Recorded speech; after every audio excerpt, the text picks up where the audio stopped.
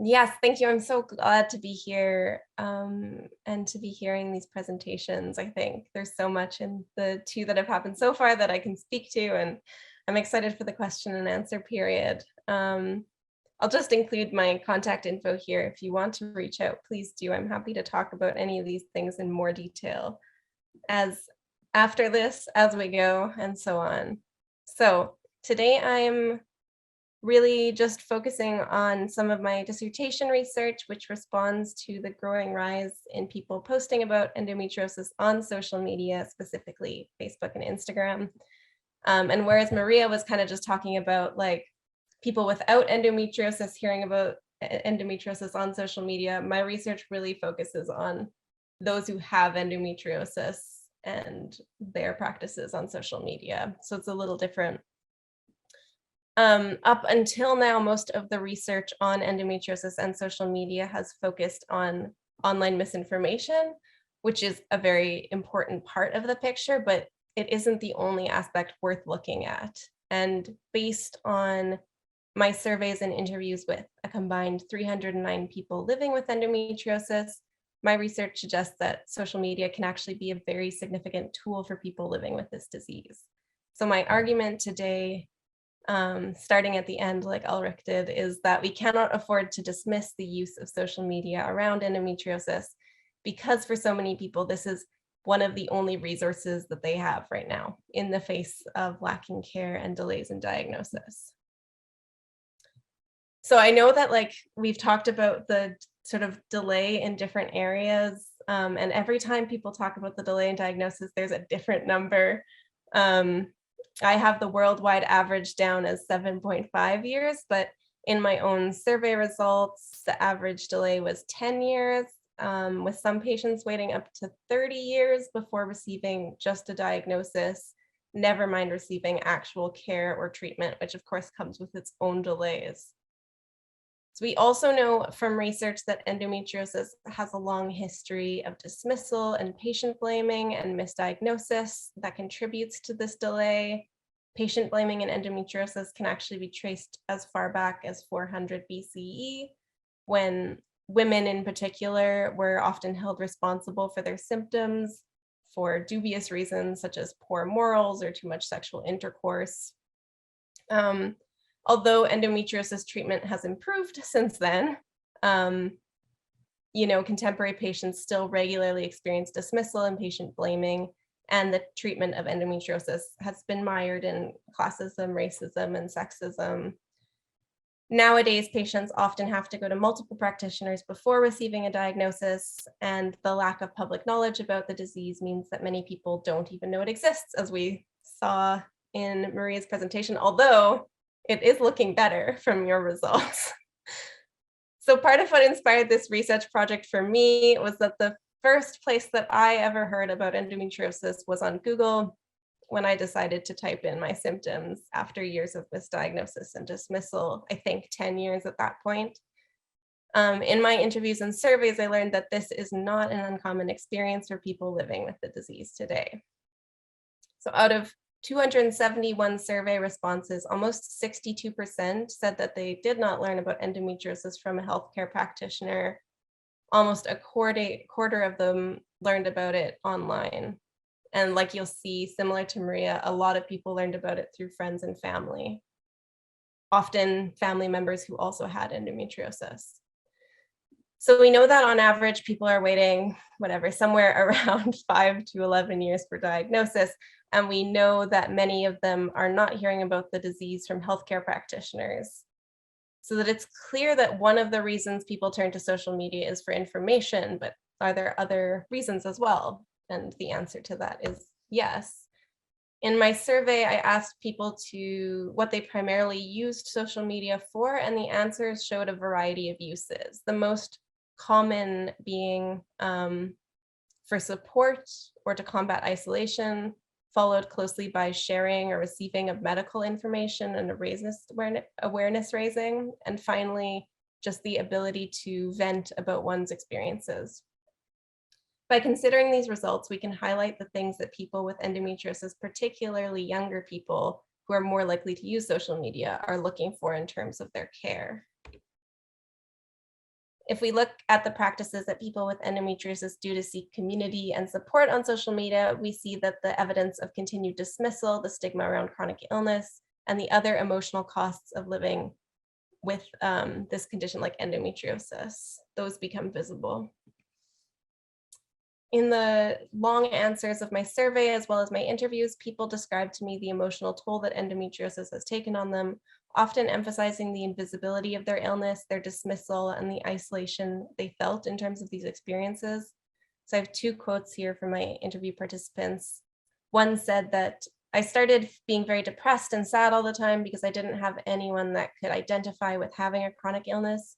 So when I'm telling my friends that they can't hang out or I can't go to the movies, they didn't understand because on the outside and the exterior, it looked totally fine, but on the inside, I was in agony. I was in so much pain. I was emotionally miserable, and I just wanted to be able to find other people that I could vent to. Social media then became her place to vent, and through that, she grew an enormous community and started a large following and started organizing events.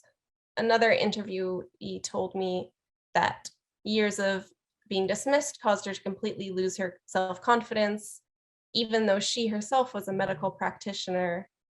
She says, it's really hard. I lost all my confidence. You don't see my face online. You see the stuff I do. You don't see me often. Part of that is a self-esteem thing. It's taken me a long time. It's taken a lot out of me.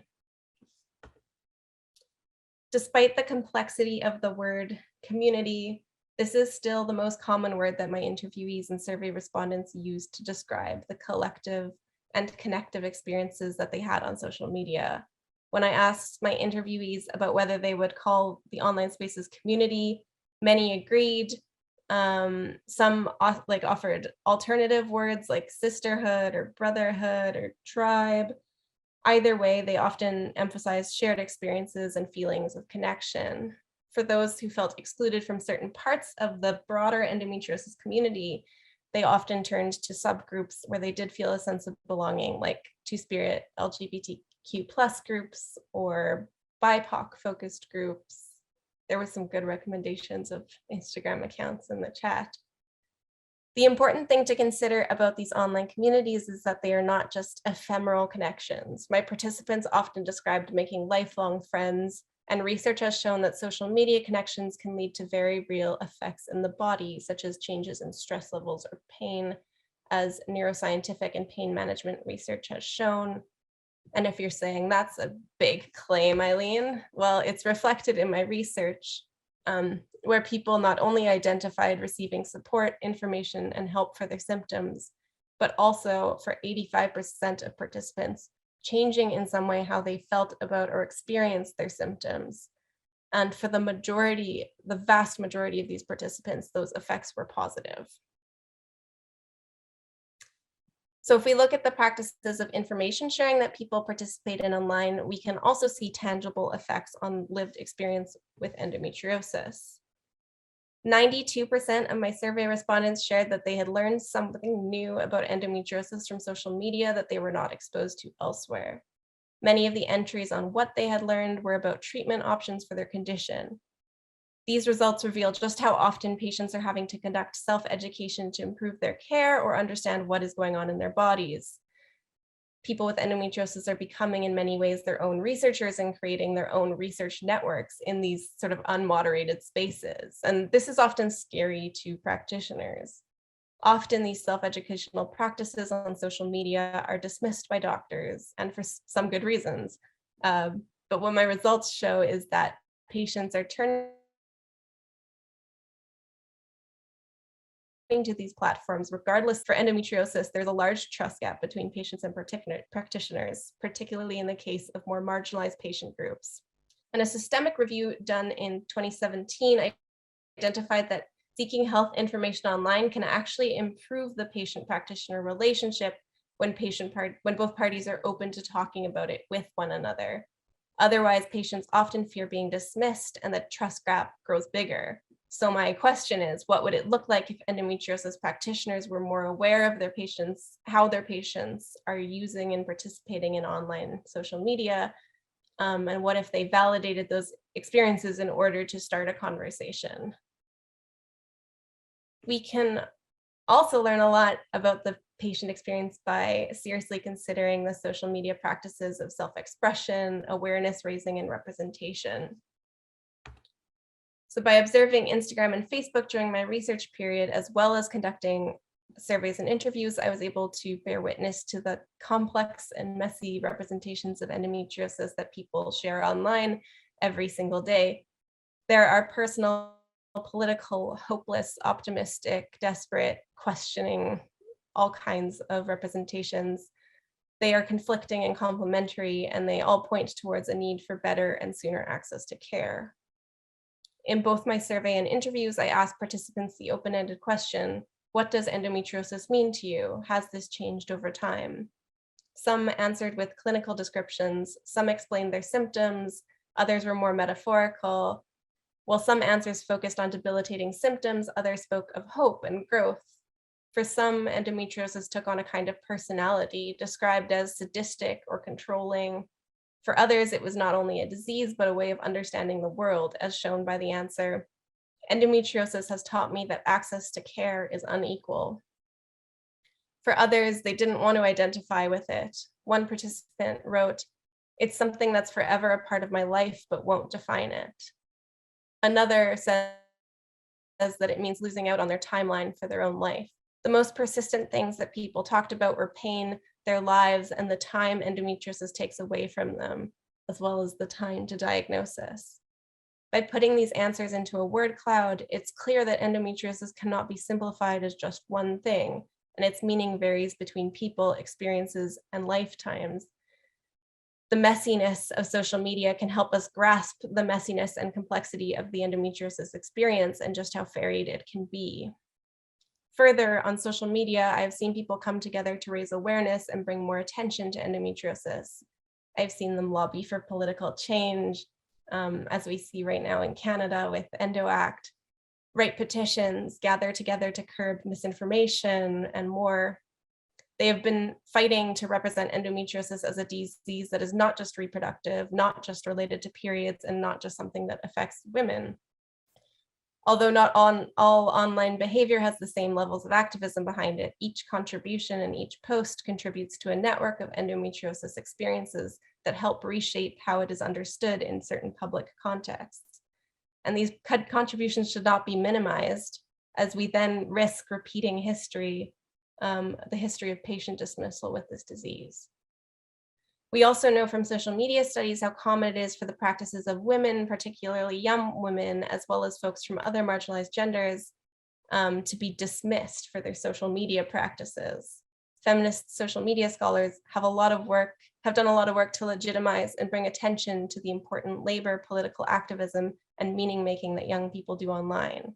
And I think we can draw comparisons between the dismissal of young people, young women, and those with endometriosis online, and tie those into longer histories of dismissal that have brought us to this point. In the words of endometriosis specialist Dr. David Redwine, those with endometriosis today are trapped by errant words from the past. Endometriosis is tied into long histories of hysteria, misinformation, and medical sexism, classism, and racism that have contributed to these gaps in care and long delays. For years, endometriosis was understood as a career woman's disease that only occurred in working class white women who delayed having children for their careers. Although far from perfect, social media has been used as a platform to represent endometriosis as a disease of all genders, ethnicities, and socioeconomic backgrounds. And these representational acts are working to help reshape ideas, experiences, and even in some cases, our bodies, our symptoms. If we continue to dismiss the social media practices of people with endometriosis, we risk falling into the same traps of patient blaming that have been taking place with this disease for centuries. Rather, by including analyses of these complex patient networks in our research, we can better understand and address the needs and values of those living with the disease, such as their desire for better care, better research, and patient-driven futures. In the face of delays in diagnosis, patients are creating their own networks of care, and we would be severely missing out by not listening to and learning from those. Thank you.